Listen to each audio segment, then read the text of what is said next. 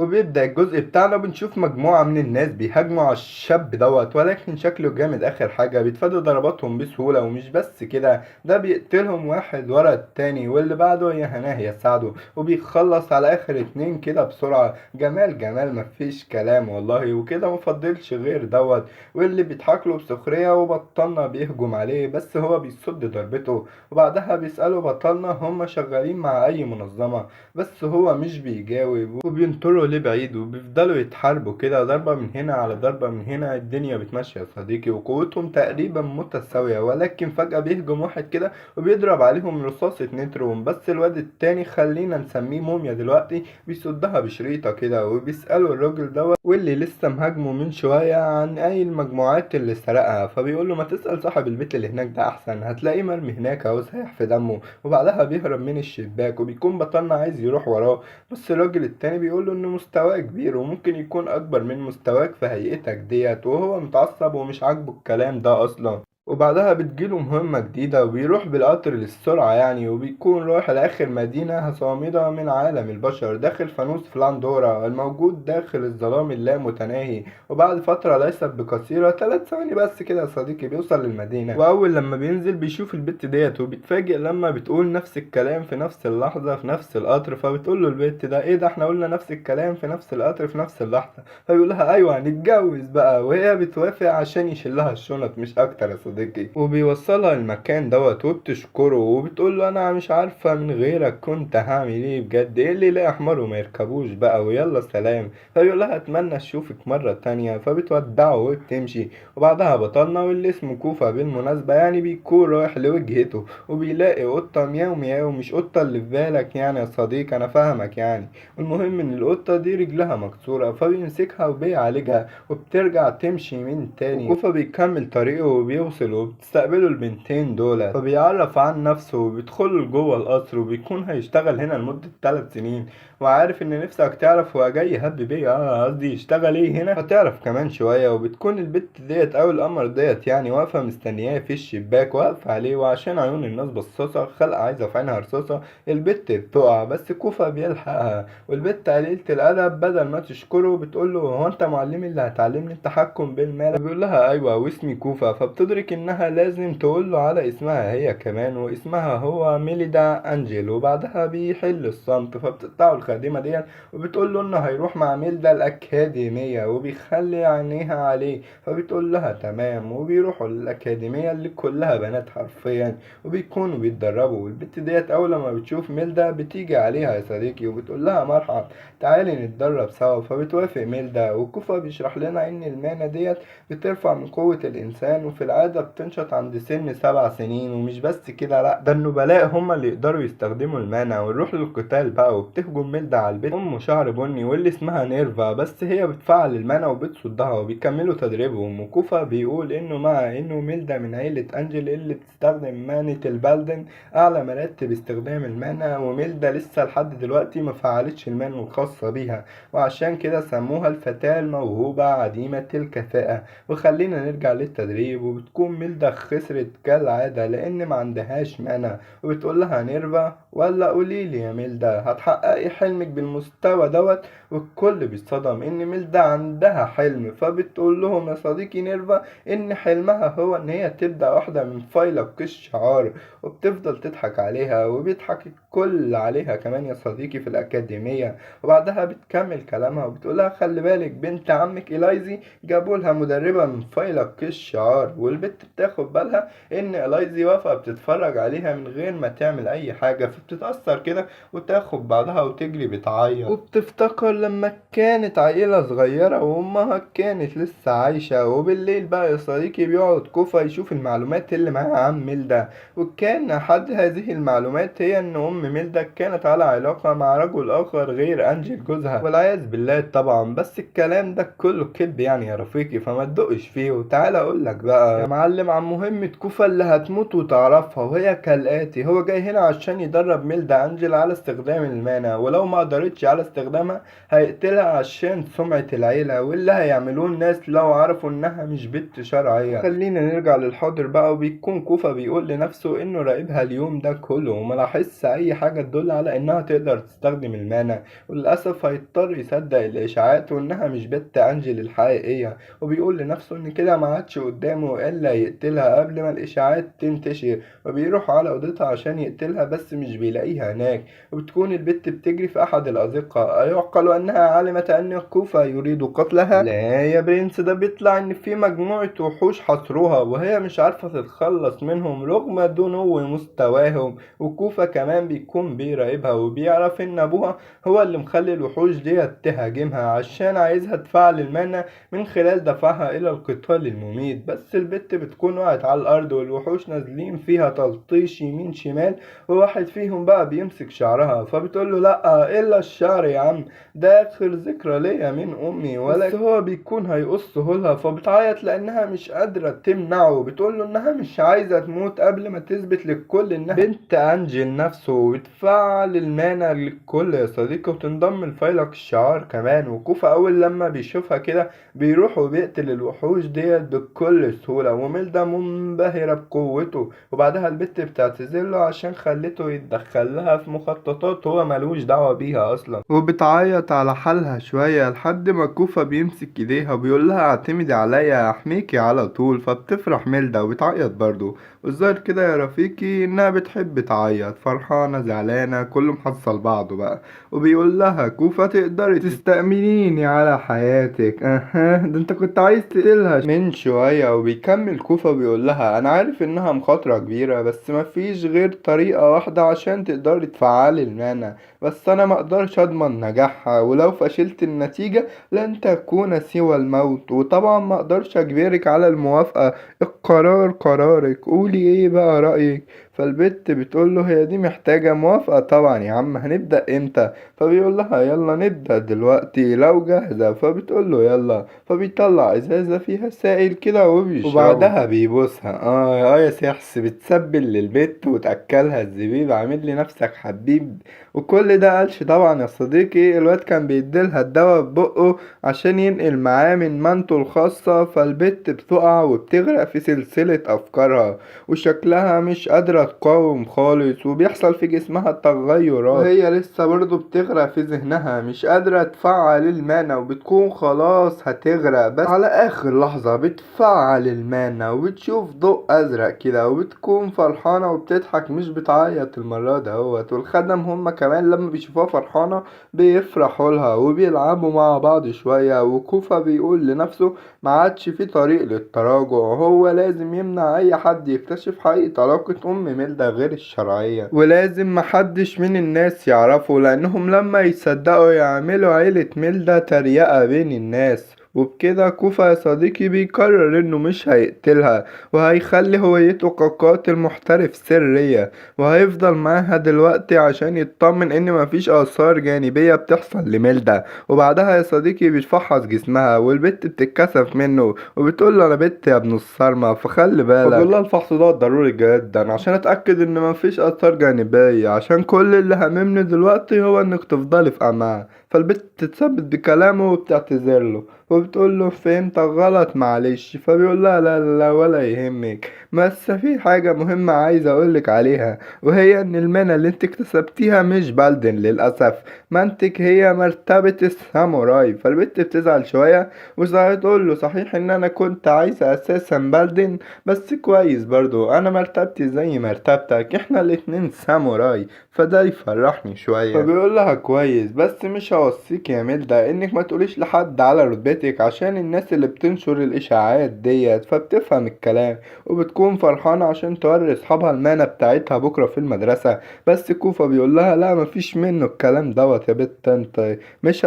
تطلع المانع لأي حد غير في التدريب معايا. فالبنت بتتصدم بس بتوافق في الآخر. وفي المدرسة بقى البنات بيتكلموا عن اقتراب موعد المسابقة النهائية وبتكونوا خايفين جدا، بس نيرفا مش فارقة معاها وشكلها كده جامدة يا صديقي. وبتروح لميلدا بقى وبتتكلم معاها وبتشيل منها كتابها اللي في الشنطة وبتاخد كتاب وبتقول لها ده ايه الصدفة الحلوة ديت؟ ايه الكتاب دوت؟ ده انا كنت عاوز اقراه. شايفة الصدفة حلوة ازاي؟ فيا حبيبتي ميلدا، في مشكلة لو اخدته؟ ده احنا صحاب مش كده؟ ومن غير ما ميلدا توافق بتاخده وبتمشي. وبعدها بتمشي ميلدا مع كوفا وبتقول له شعور وحش ازاي لما ابقى معايا مانا وما اوريهاش لحد. فبيقول لها انت لسه ما اتعلمتيش تتحكمي فيها بشكل كويس، ده انت لسه مفعلاها امبارح. فبتقول له خلاص فهمتك فهمتك. فبيقول لها لازم تتقنيها الاول لان المسابقة بعد اسبوع بس، وما تقوليش لحد على المانة ديت عشان تفاجئهم في القتال. فبتقول له ماشي. وبيلاحظ كوفا ان البنتين دول بيراقبوهم وبتقول له البت ايه الصدفة ديت يا عم؟ انا كنت بشبه عليك. ايوه انا نفس البت من القطر. وبتعرفوا عن نفسها وان اسمها هو روزيتي ومعلمة بنت عم ميلدا إلايزي. فبتقول لها ميلدا لا ما تهزريش انت روزيتي نفسها؟ فبتقول لها لا لا لا انا مش مشهورة كده يعني وما تأفوريش. فبيقول لها كوفا لا هي مش بتأفور خالص، انت اشهر من نار على العالم. ده انت فعلت المنى من صغرك وكمان انضممت لفيلق الشعار في سن صغيرة لدرجة انك بقيتي اصغر عضو في فيلق الشعار، وكمان اخدت لقب ماركليز من الملك الاعلى. فبتقول له روزيتي لا يا عم انا مش هكبرها عليكم، قولوا لي روزيتي بس. وبتقول لكوفا احنا الاتنين شغالين لعيلة انجل ومعلمات كمان خصوصيات وبندرب بناتهم. فبيقول لها ايوه بينا حاجات مشتركة نتجوز بقى. فبتقول له لا مش هينفع الكلام دوت. وبتاخد بعضها وبتمشي وبتقول له احنا كده بقينا اعداء وخلي بالك تلمستي هتدغدغ تلمستك يا تافه انت، هنتجوز ايه. وبعدها يا صديقي كوفا بياخد ميلدا وبيمشوا.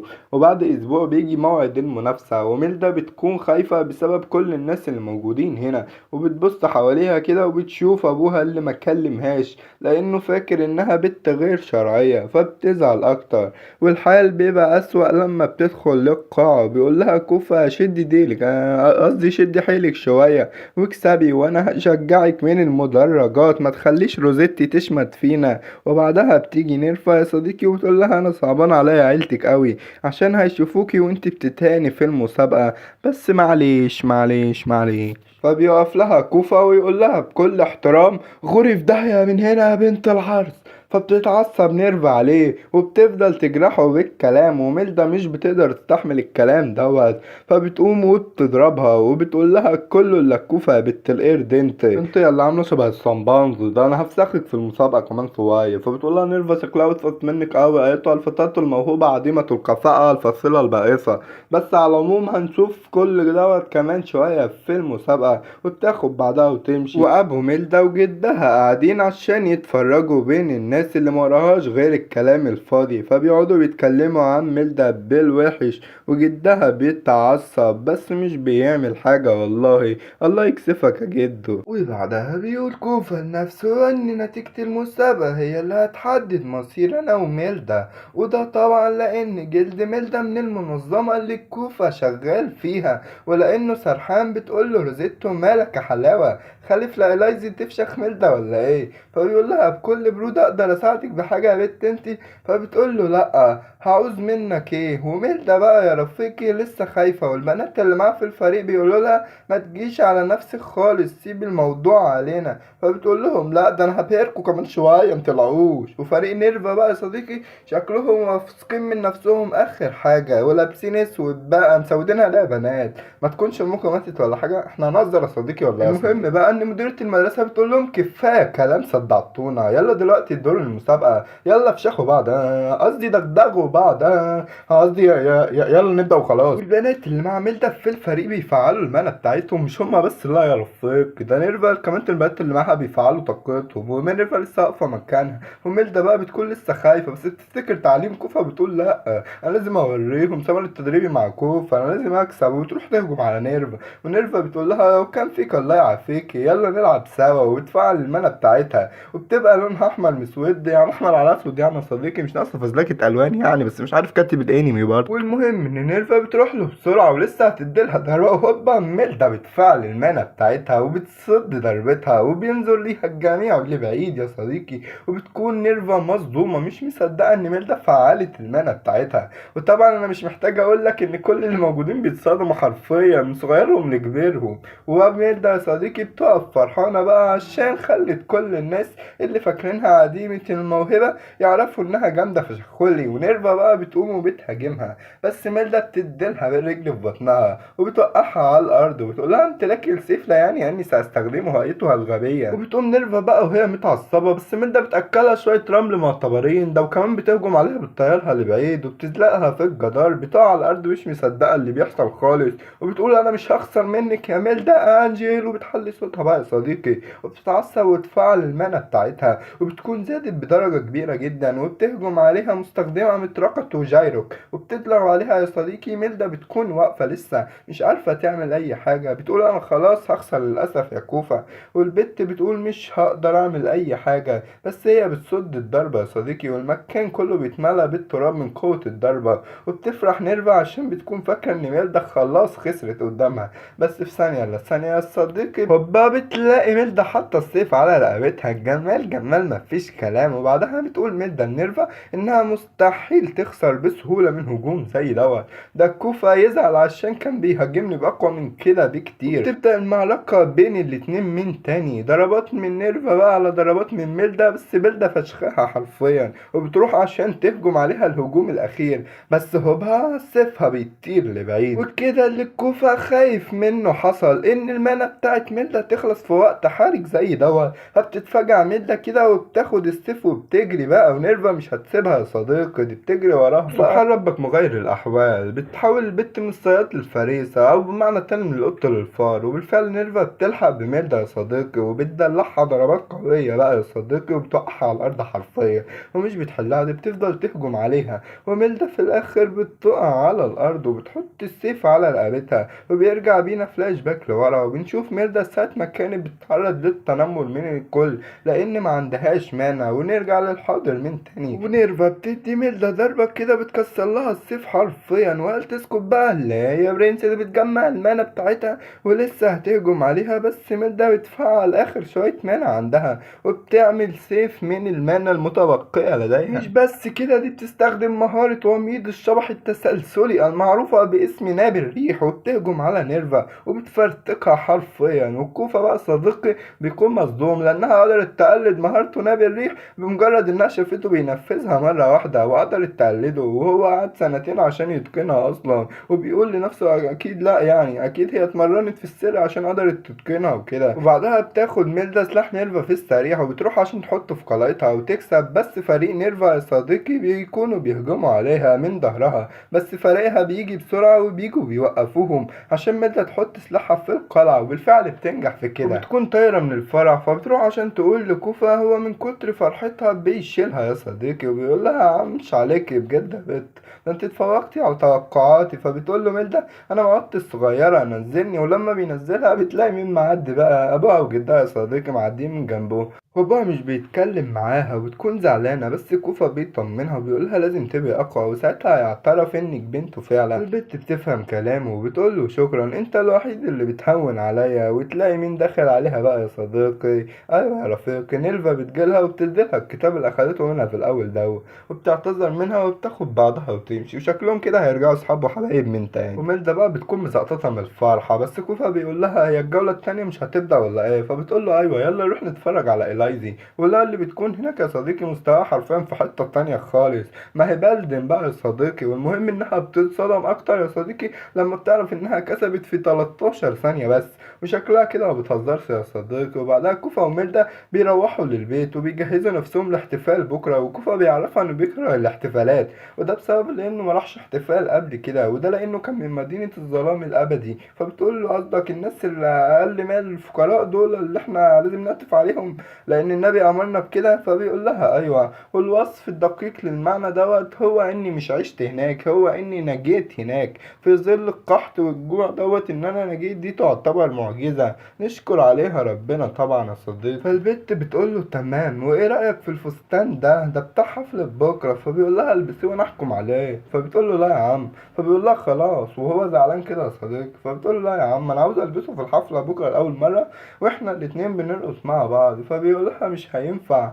عشان عندي شغل، اوعدك لو جيت بدري هاجي الاحتفال ونرقص سوا. فبتقول له تمام هستناك. وفي بيت إلايزي بقى يا صديقي، ستها بتقول لها ما هزمتيش ميلدا ليه ساعتها، ما كسرتهاش ليه، فهميني بس، كانت فرصتك عشان تثبتي مين فيكو الجديرة بحمل لقب عائلة أنجي. وهي مش بتكون قادرة ترد يا صديقي، بس بيخبط الباب عشان ينقذها. فبتروح ستها عشان تشوف فيه ايه، وبتلاقي لبس المدرسة اللي بعتوه عشان احتفال بكرة، بس مش بيعجبها يا صديقي لأنه مستعمل. فبتقول لها لا إلايزا حفيدتي متلبسش حاجة زي كده، أنا هجيب لها واحد وأخليها أمزز مزة موجودة في المهرجان بتاعك دوت. والتاني يوم في المهرجان بقى يا صديقي بتروح ميلدا وبتقف مع أصحابها وتستنى إلايزي. وإلايزي بتوصل بقى يا صديقي وبتكون لابسة فستان غالي أوي أوي أوي يا رفيقي، مصنوع من ريش طائر اللهب الأبيض. بس هي ما كانتش عايزة تلبسه، وكانت عايزة تلبس زي الناس كلها، ما كانتش عايزة تبقى مميزة ومتكبرة زي ما ستها عايزاها تكون. فبتروح لها ميلدا عشان تهون عليها شوية، وأول لما بتروح لها النور بيقطع وشها حلو أوي عليها يا صديقي. لا ده كمان بيجي مجموعة من الناس كده عليهم، ولما ميلدا بتسألهم انتوا مين، فبيقول لها موميا اوعي تكوني شايفاني فارس راكب على حصان ابيض وجاي ينقذك والكلام دوت. وموميا في ثانية للثانية بيخطف الاتنين للمكان دوت، وبتحاول ميلدا تستخدم المانا بس مش بتقدر. فبيقول لها موميا ان ده بسبب الضمادات اللي على ايديها. فبتقول له ميلدا هو انت نص بشري؟ فبيضحك كده وبيقول لها ايوه. ولا قوليلي يا ميلدا، هو انت منطق مش بلدن صح؟ انت الساموراي لازم تموتي، وانا يا ستي كنت بشري بس اتعمل عليا تجارب عشان يزودوا قوتي تنافس مستعملين المانا زيكم، واسم المنظمة بتاعتي هي جريموفيا. وميلدا بتشوف إلايزي في الحالة ديت وبتروح عشان تساعدها، بس الواد ده بيمنعها وبيقول لها احنا هنحول مرتبتك لبلدن بالعافية من خلال زرع جوهرة إلايزي بيك عشان تكتسب المانا من رتبة بلدن، بس نسبة النجاح منخفضة جدا.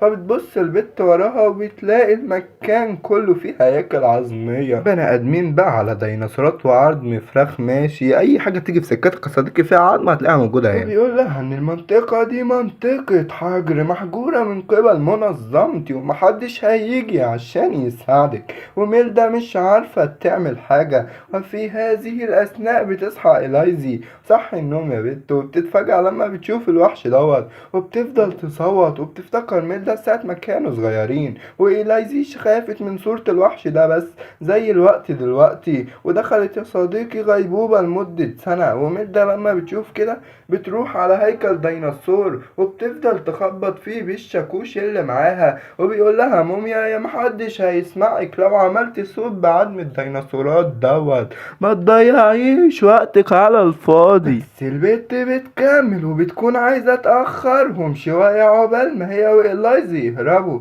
فبتروح وبتشدها بسرعة وباقي الوحوش بيقع عليهم هيكل الديناصور، ودماغهم يا صديقي بقى بتقع على دماغ الموميا دوت، بس هو بيطلع دماغه كده وبيفرتكها حرفيا. وميلدا بقى بتشوف مكان الخروج من هنا وبتقول لإلايزي يلا بينا مفيش وقت انك تعيطي. وبيبصوا حواليهم كده فبيلاقوا أسلحة بس مش مقدسة يا صديقي ومش هتنفع خالص ضد نص بشري. فبتقول لها إلايزي احنا لو معانا أسلحة مقدسة يعني كان زماننا فشخنا أمه، ده أنا بلدن وجامدة فشخولي الله يرحمه، كنتش بتعيطي من شوية يا بنت. فبتقول لها ميلدا قلعي. فبتقول لها لا يا بنت في وقت زي دوت. فبتقول لها بقول لك اقلعي. فبتقول لها لا يا بنت في وقت زي دوت. فبتقول لها اقلعي الفستان. فبتقول لها لا انا مش لابسه غيره. فبتقول لها خلاص وبتقطع حته منه. وإلايزي بتعرف ان ميلدا بتعمل كده عشان قماش الفستان دوت من ريش طائر اللهب الابيض المقدس، واكيد ميلدا هتستخدمه في حاجه. وبالفعل ميلدا يا صديقي بتلف حته القماش ديت على السيف وبتكون اتعلمت ده من كوفا، وبتاخد كمان الجوهره اللي في تاج إلايزي. هي من الاخر كده يا صديقي طمعانه فيها. بس الحوار ده كله يعني وجالها مصلحة يعني. بس سيبك انت من الكلام دوت. بيوصل هناك مجموعة من الوحوش، وواحد فيهم بيهجم على ميلدا وبتقع على الأرض، وبتمسك التاج اللي فيه الجوهرة بتاع إلايزي وبتقوم رايحة خبطها على الأرض. والله كنت عارف إنك غيرانة منها يا بت انت، بس يا صديقي بيطلع إن تفكيري غلط. دي بتطلع النار من السيف دوت صديقي، وبتحطه على السيف أبو قماشة، وبتروح جاية يا صديقي مأكلاه للوحش. يلا ألف هنا يا عم، وبتخلص عليهم يا صديقي، وبعدها بيجروا ويهربوا. بس مين بقى يا صديقي بيكون مستنيهم عند المدخل؟ أيوة الواد مومي يا صديقي، بيكون مستنيهم بيقول لميليا بعرض عليكي تبقي بردين، فبتهربي ليه؟ فبتجري عليه وبتقول له انا عندي مانع بالفعل، ومش اي مانع، لا دي مانة معلمي كوفا نفسها، ومش عايزة اغيرها. وبتقوم هجمة عليه يا صديقي، بس هو مش بيأثر في النار ديت، ده بيوقفها بكل سهولة. وبيقوم جاي قايل لها حظ اللي خلفوكي وحش قوي، خصمك المرة دي فوق مستواكي، وبيديلها بوكس واحد بيطيرها لبعيد. والحال ما بيختلفش عند إلايزي، بتاخد ضربة هي كمان بتقع على الأرض، وميلدا بتحاول تولع النار تاني، بس التاج بيكون باظ خلاص. وموميا بيتعصب عليهم وبيطلع المعنى كده يا صديقي، وبيحس انه مانتهم يا صديقي مختلفة جدا، ولو عاشوا هيبقوا جامدين اخر حاجة، وممكن يبقوا اقوى منه. فكمان يا صديقي بيغير خطته وبيقرر يتخلص منهم عشان ما يزولهمش في المستقبل، وبيفعل المانة بتاعته ولسه هيموتهم بسرعة يا صديقي. بس ساعتها بقى يوصل مين بقى؟ ايوه عم العالم كوفا ومعاه المزة بتاعته روزيتا يا صديقي. ومن الاخر كده مش عايز اقول لك اجتماع العمالقة يعني، او اجتماع الحبيبة يعني، خلينا نكون صريحين مع بعض يا صديقي، مش هنلف وندور على بعض. بس المهم ان كوفا بيقول لهم اتأخرت عليكم. لا خالص يا عم، ده كان هيموتوا بس. وبتقول روزيتي للمنظمة يلا كله برا،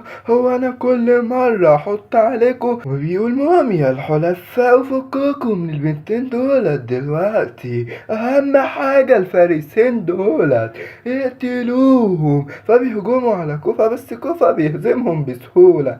وبتيجي دور روزيتي يا صديقي وبتقف على رجليه وبيخبطها لبعيد، فبتفعل مهارة العنقاء القرمزية، والعصابة بيهجموا عليها بس هي بتخلص عليهم بسهولة يا صديقي. وبعدها بيروح جاي كوفا قايل لروزيتي خليكي هنا يا بت مع إلايزي وميلدا، وانا هشوف ميلدا ده عشان في حوار قديم عايز اخلصه. وايوه يا صديقي ده نفس الواد من اول الانمي لو تفتكر. ولما بيروح كوفا لهناك فبيلاقيه ماسك عينة كده يا صديقي فيها مادة غريبة، وسرنجة كمان فيها مادة اغرب، وبيكسرها وبيحكي المادة الغريبة ديت بالسرنجة الأغرب ديت، وبيقول لكوفا دي ورقتنا الرابحة، وبيرميها على الأرض، وبتبدأ تكبر وتكبر وتكبر وتكبر لحد ما تبقى الوحش دوت يا صديقي، وبيهجم على كوفا في الأخير. بس كوفا بيتفاداها ولكن بالعافية في هيئته البشرية دي. بس الحلو ما بيكملش، وموميا بيهجم عليه من ورا ولكن كوفا بيصدها برضو وما بيحلوش. بعدها بيفضل يهجم عليه وكوفا بيصد بس يا صديقي، وبيحاول يتفادى الدمادات عشان ما تمنعش تدفق المانا، وبيستغل ان موميا سرحان وبيهجم عليه بسرعة، وموميا بيصدها بس كوفا مرة تانية بيختفي من قدامه وبينزل تحته وبيديله بالرجل في بطنه بالطياره لبعيد.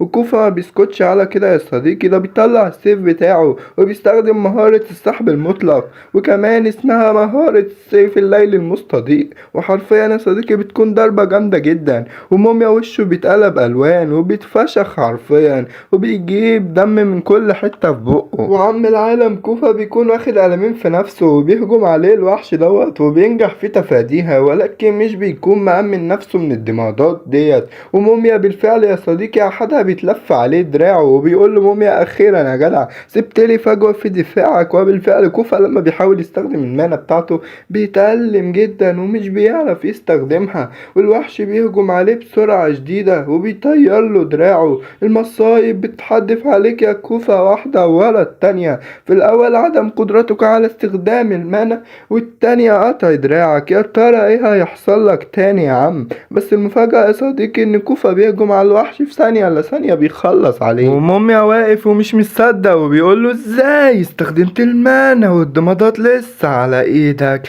هي معقولة البت دي تستاهل كل دوت عشانها؟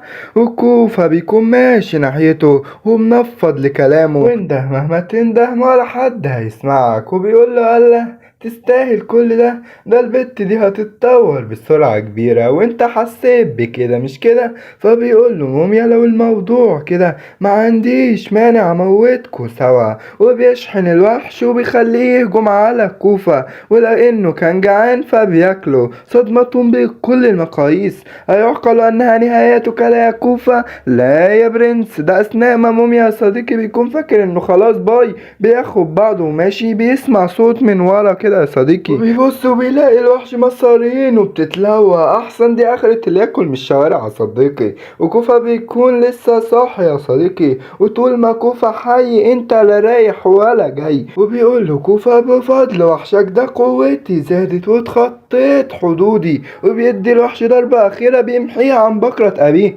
وموميا مهوش مصدق يا صديقي ده أصلا، وبيقول إن إزاي بشري عنده القوة دي كلها. وبيبص على كده وبيلاقي شعره كبر وبقى لونه أبيض. عجز يعني؟ احنا هنهزر يا صديقي. والمهم بقى يا صديقي انه بياخد دراعه من على الارض وبيلحمه في جسمه التاني، وبيشيل الضمادات اللي كانت منع المانا بتاعته بكل سهولة، وبتتدفق المانا من كل حتة في جسمه. وايوه يا جماعة كوفا هو كمان من انصاف البشر وتحديدا مصاص دماء، وبعدها بيتقدم عليه وموميا خايف منه فبيرجع لورا وبيلزقه كوفا في الجدار وبيقول له ما تخافش مش هقتلك، انت كنت عايز تحاول مرتبة ميلدا وقبل ما تعمل كده البت أظهرت قوة شبيهة بقدرات البلدن. صح هي كده أكدت لكم إنها من عائلة دوق فارس وبالعمل كمان. وبعدين قولي موت أو حياة ميلدا هيفرق معاك في إيه؟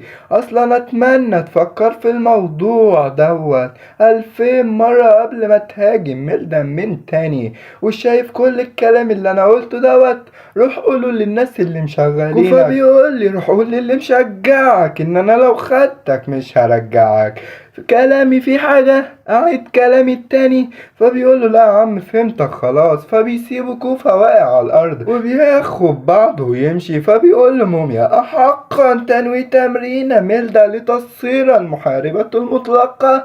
ده انت إما غبي يا غبي، لأن البت دي لو اتطورت هتبقى انت اللي مطارد منها، ولا ناس انك نص بشري. فبيقول له كوفا لو يوم زي ده جه هخليها تقتلني وانا مبسوط. ونروح للنقابة بقى يا صديقي اللي كوفا شغال فيها، وبيكون الراجل ده بيتكلم في حادثة امبارح، وبنعرف ان المعلومات اللي جات لهم عن نقابة جريموفيا كان فيها شوية تعقيدات وحاجات غامضة كتير. فبيطلب من بلاك ماديا انها تجيب له المعلومات الحقيقية من كوفا وميلدا، ولو اوموكي ما تتردديش في انك تقتليهم. فبتقول له تمام. وبيكتشف انها مش بتعرف تتكلم وبتتواصل مع الاخرين عن طريق السحر، وبيخلص حوارهم على كده. ونروح بقى للمهرجان والالعاب النارية والدنيا دي كلها يا صديقي. وبيكون هناك كوفا وميلدا بيتكلموا عن حادثة خطفهم، وبيقول لها لازم تشكري ابوكي، هو اللي لاحظ تغير في تمركز الحراس وبعتني انا وروزيتي عشان نساعدكم،